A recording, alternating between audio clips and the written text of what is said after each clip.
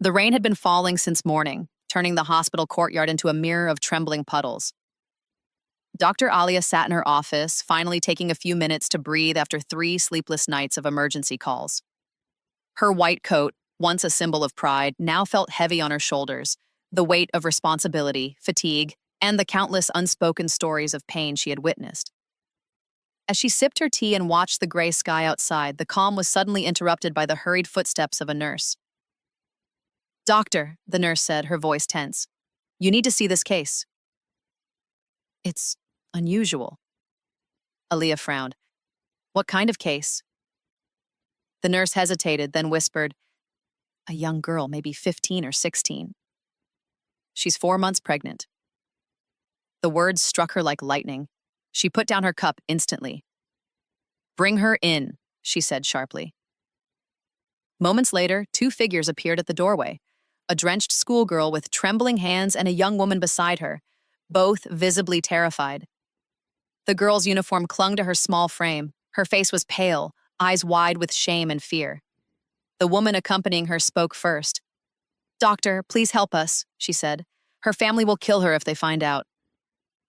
"We can't go anywhere else," Aliyah's professional instincts took over, but inside her chest, her heart twisted. She had seen hundreds of patients, women fighting infertility, trauma, and loss, but never a child carrying another child. She gestured for them to sit, watching how the girl kept her face buried in her hands. "What's your name?" Aliyah asked softly. "Maria," came the shaky reply. Are you married?" The girl didn't answer. Her silence screamed louder than any confession. The woman quickly spoke up. "Her husband works abroad," she lied, but Aliyah caught the hesitation in her eyes. Something wasn't right. She had been a doctor long enough to recognize when truth trembled beneath a falsehood. She sent the nurse to fetch some forms, then sat back, trying to steady her thoughts. She knew this was not just a medical case, it was a moral storm. Outside, thunder cracked through the sky. Inside, Aliyah's mind swirled between her duty as a doctor and her compassion as a woman. As Maria's frightened sobs filled the room, Aliyah felt an old ache return, a reminder of how society punished women for sins they didn't always commit.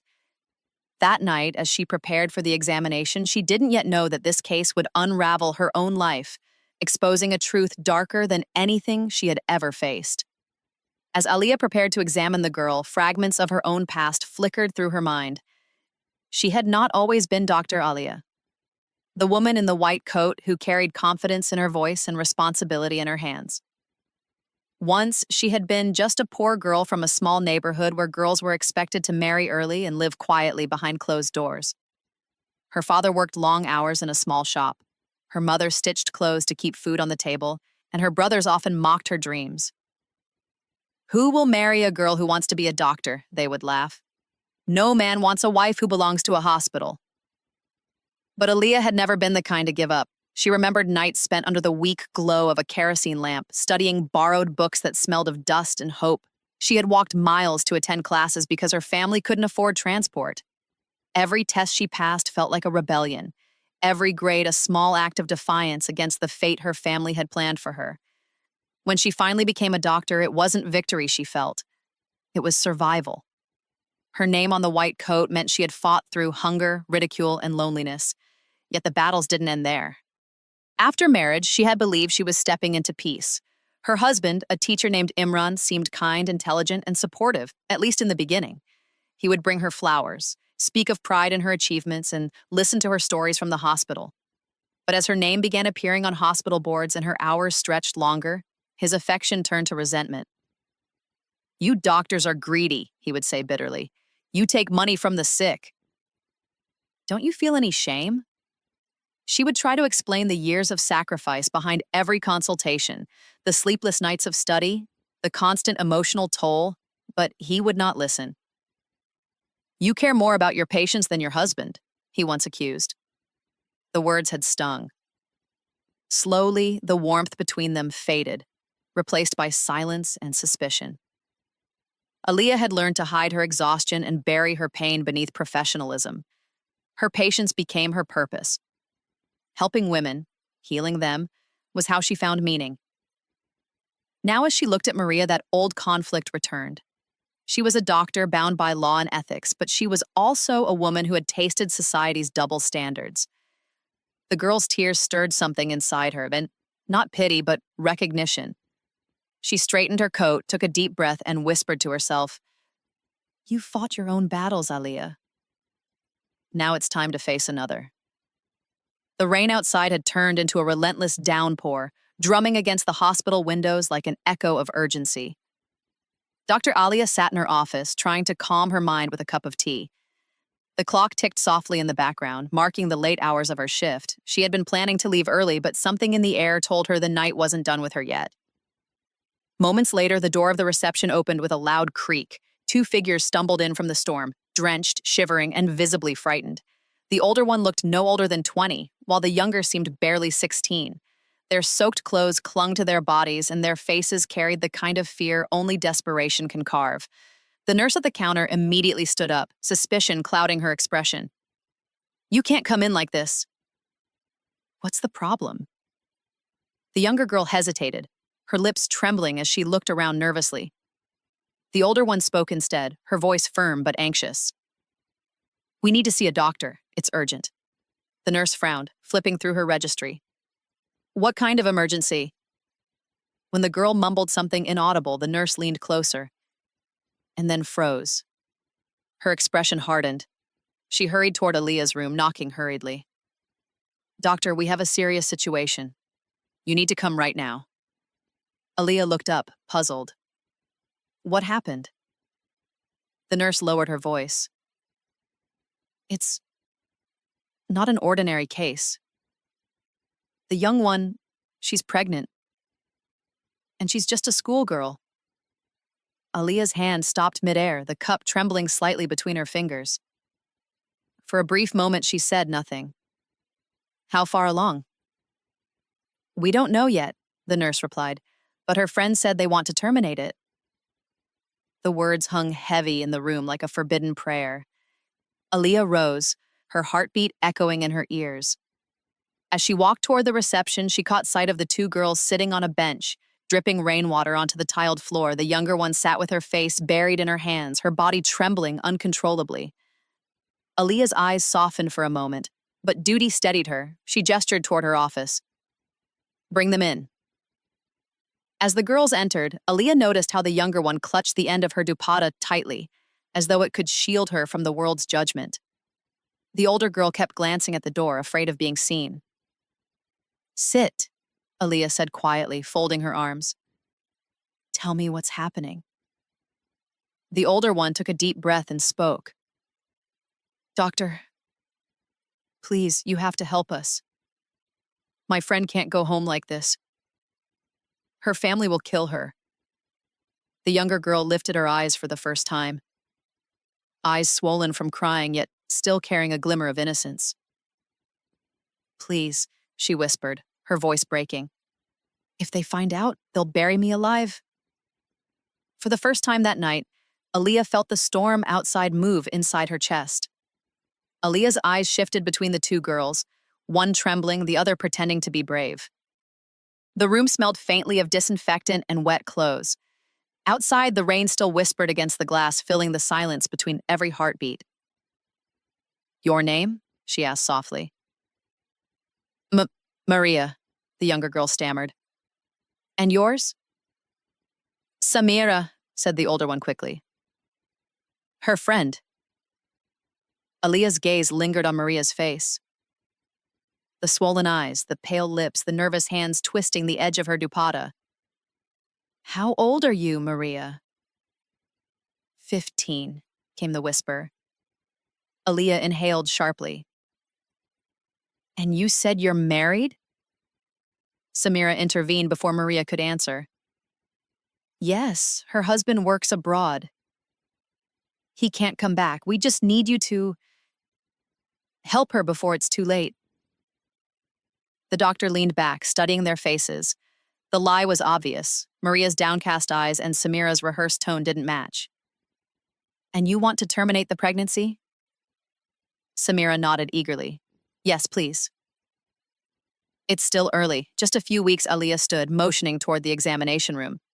"Let me see first." Maria froze.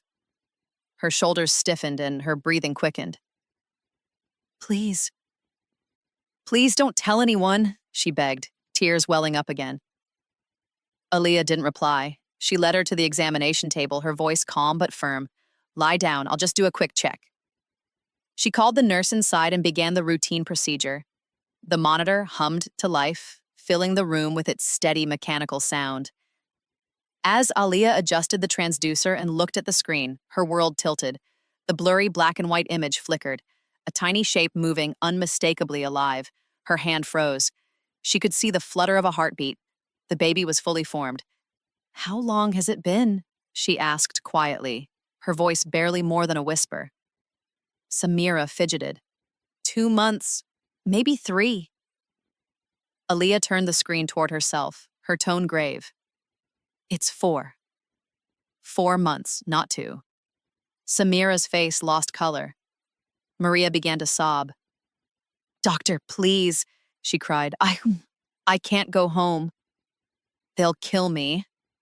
Aaliyah shut her eyes for a moment. She had seen hundreds of ultrasounds before, but this one struck her differently. She wasn't just looking at a patient. She was looking at an innocent life inside another innocent girl, a life she was being asked to end. Her throat tightened. Do you understand what you're asking me to do? She said quietly. At this stage, that heartbeat you hear is not just sound. It's a soul. Samira lowered her head in shame. Maria clutched her stomach and whispered through tears, I don't want to die. Aaliyah stepped back slowly. Her heart ached, but her conscience screamed louder. She was torn between the rules she lived by and the compassion that defined her. That night, the doctor realized this was not just another medical case. It was a test of her own humanity. For several moments, Aaliyah stood motionless beside the examination table, staring at the faint rhythm on the screen, the tiny pulse of a life that had not yet seen light. Maria's sobs filled the room, raw and uncontrollable, while Samira sat silently, her hands trembling in her lap. Aaliyah felt her throat tighten. She wanted to be stern, professional, detached, but her heart refused. The irony of the moment cut through her like a blade. She, a doctor who had spent 8 long years in marriage without ever becoming a mother, was now being asked to end the life of a child. A child whose existence was proof of another woman's pain. She turned away, wiping her eyes quickly before anyone could notice. You both should go, she said in a firm but low voice. This is not something I can do. My job is to protect life, not take it. Samira stood up immediately. But doctor, you don't understand. Aaliyah raised her hand to stop her. I understand more than you think, she said softly. You want to hide a mistake. You think ending it will erase the sin, but this... She pointed toward the ultrasound screen, her voice breaking slightly. This is not a mistake anymore. It's a life. Maria lifted her head, her eyes swollen and red. Then what should I do? If my family finds out, they will kill me. The words sliced through Aaliyah's heart. She saw herself reflected in that terrified girl. A victim of society's cruelty, caught between reputation and survival. Her mind argued with itself. If I report this, the law will ruin her. If I ignore it, her family might kill her. And if I help her, my career will be destroyed. The nurse, who had been silently observing, spoke up coldly. Madam, girls like her deserve this. They play with fire, then come crying for mercy. Aaliyah's eyes flashed with anger. Enough, she said sharply. No woman deserves to die because of someone else's crime. Her voice echoed against the walls, heavy with conviction. The nurse fell silent. Aaliyah turned back to Maria, her tone gentler now. Listen to me carefully. Whatever happened, you are not the only one to blame. The man who did this to you, he will be found. But you must tell me the truth. Maria hesitated, biting her trembling lip. The air in the room grew still. Aaliyah could sense that a terrible truth was about to unfold, one that would change everything, not just for Maria, but for herself too. The room fell silent, broken only by the rhythmic hum of the ceiling fan. Aaliyah waited patiently, watching Maria's face as she struggled to form words. Samira gently touched her shoulder, whispering, "Tell her everything. She's trying to help you." Maria looked up, tears glistening in her frightened eyes. Her lips quivered as she finally spoke. "Doctor, I never wanted this. I swear I didn't." Her voice was low, shaking with fear and shame. "I belong to a very strict family. The women in my house don't even step outside without permission. When I begged my father to let me study further, he agreed only on one condition. If I failed once, he would take me back and get me married to my cousin." She paused to wipe her tears. "When I came to the city, everything felt new. The classrooms, the people, the freedom. I wanted to prove that girls like me could study too, but then I failed my math exam by just 2 marks." Samira lowered her gaze, already knowing what would come next. Maria continued, her voice trembling. "I was scared. I couldn't go home. My cousin is not a good man. He used to make me uncomfortable even as a child. So Samira told me to talk to our math teacher. Maybe he could give me those marks. I went to him. Alone." Aaliyah's heartbeat quickened. "And what happened?" she asked quietly. Maria took a deep breath that broke into sobs. "At first, he spoke kindly. He said he could help me, but only if I did what he wanted. I didn't understand. When I refused, he laughed. He said, 'You'll come back when your dreams start slipping away.' I didn't, but a week later he called me again. Said he wanted to apologize. I believed him." Her voice cracked. "He took me to a restaurant, said he respected me. Then another time, a hotel, and I was too scared to protest. I thought he really loved me, doctor. He promised he'd marry me once I turned 18. He said he would protect me." The tears now streamed freely down her cheeks. "And I believed every lie. I thought love was real. But when I told him I was pregnant, he disappeared. He stopped answering my calls, stopped coming to class. When I finally found him, he said he didn't even know me." Aaliyah's stomach turned cold. She had seen exploitation before, but never wrapped in such innocence. Samira clenched her fists, furious and helpless. "Doctor, please, we just wanted to fix it." "She's not bad, she's just—" "I know," Aaliyah interrupted softly.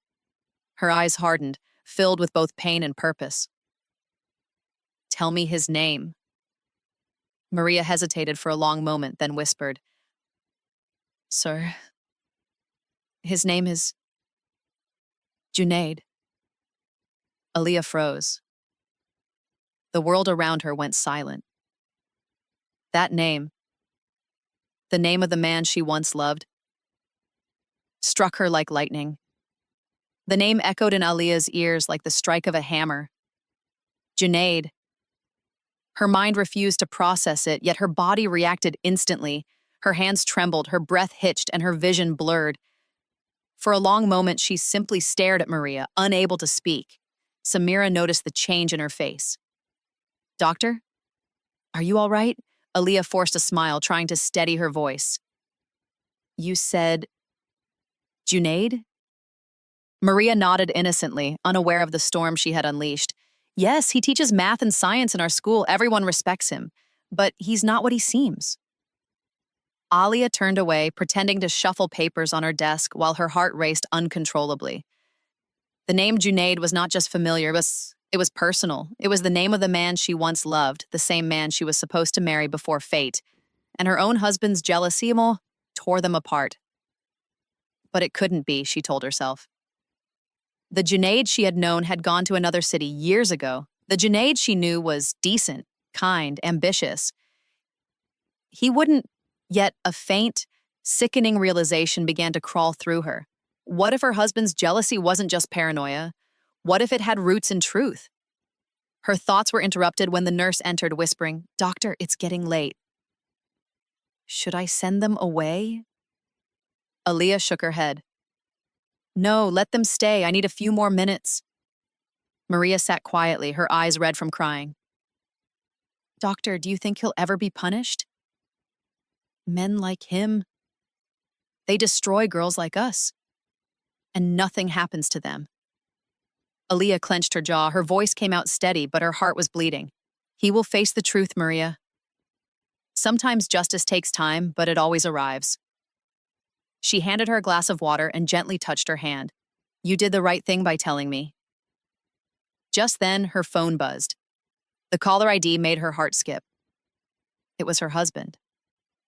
For a moment, she debated ignoring it, but something inside her urged her to answer. Where are you? His irritated voice snapped through the phone. You said you'd be home an hour ago. I'm still at the hospital, she replied carefully, but there's a serious case. I'll be home when it's over. Another case? He scoffed. Or another excuse? Aaliyah closed her eyes, suppressing her anger. Not tonight, please. She hung up before he could say more. She looked at Maria again, at the broken girl who had been deceived by a man she trusted. The thought pierced her like a needle. If it truly is him, she thought, then my life is more tangled in this than I ever imagined. And as thunder rolled outside, she knew the storm in her life was only beginning. The rain outside had slowed to a drizzle, but inside Aaliyah's chest, a hurricane was raging. She tried to convince herself that this was only coincidence, that there were many men named Junaid, but her instincts whispered otherwise. Something about Maria's description, the tone of his manipulation, the false promises, the arrogance, it all matched too perfectly. She walked to the window, staring at the streetlights flickering through the mist. Her phone buzzed again. It was a message from her husband. I'm coming to the hospital. You've stayed long enough. Her heart dropped. She looked back at Maria, who sat quietly on the examination bed, lost in her thoughts. Did you ever see him with anyone else? Aaliyah asked softly. Anyone who might know him personally? Maria frowned, thinking. He once mentioned his wife was a doctor. He said she was too busy saving the world to notice him. The world around Aaliyah froze. It felt as if the air had been sucked out of the room. The blood in her veins turned to ice. What did you say? She whispered. Maria looked confused. He said his wife was a doctor. He complained that she cared more about her patients than her own husband. Aaliyah's hands began to shake. The cup on her table fell, spilling cold tea across her desk. Every suspicion, every late-night argument, every cruel remark from her husband suddenly made sense. Her life, her marriage, had been a slow, cruel deception. At that very moment, the door swung open. Aaliyah turned sharply, and there he was. Junaid. Her husband stood at the doorway, rain dripping from his shoulders, eyes darting across the room. For an instant, he froze too, when he saw Maria. The recognition on his face was unmistakable. Aaliyah's lips parted, but no sound came out. Maria's body tensed. Fear washed over her face. What are you doing here? Junaid snapped at Maria, his tone sharp and panicked. You shouldn't be here. Aaliyah stared at him, her voice finally finding its strength. So it's true, she said quietly, her words trembling but fierce. You did this. He turned to her, feigning confusion. Aaliyah, it's not what you think. Don't lie, she shouted, her eyes burning with fury. You seduced a child. You used her innocence, and now you want to hide behind me, your wife, the doctor who treats the very victims you create. Maria began to cry silently, clutching her dupatta, while Junaid's mask of composure shattered. Aaliyah, she's lying, he insisted, stepping closer. You know how these girls are. Enough! Aaliyah's voice cracked like thunder. The girl you destroyed could have been our daughter. You made me doubt myself for years, accusing me of betrayal, while you were the one destroying lives. He flinched at her words. The silence that followed was unbearable. Aaliyah pointed to the door. Leave. Right now, before I call the police. For the first time, Junaid looked afraid.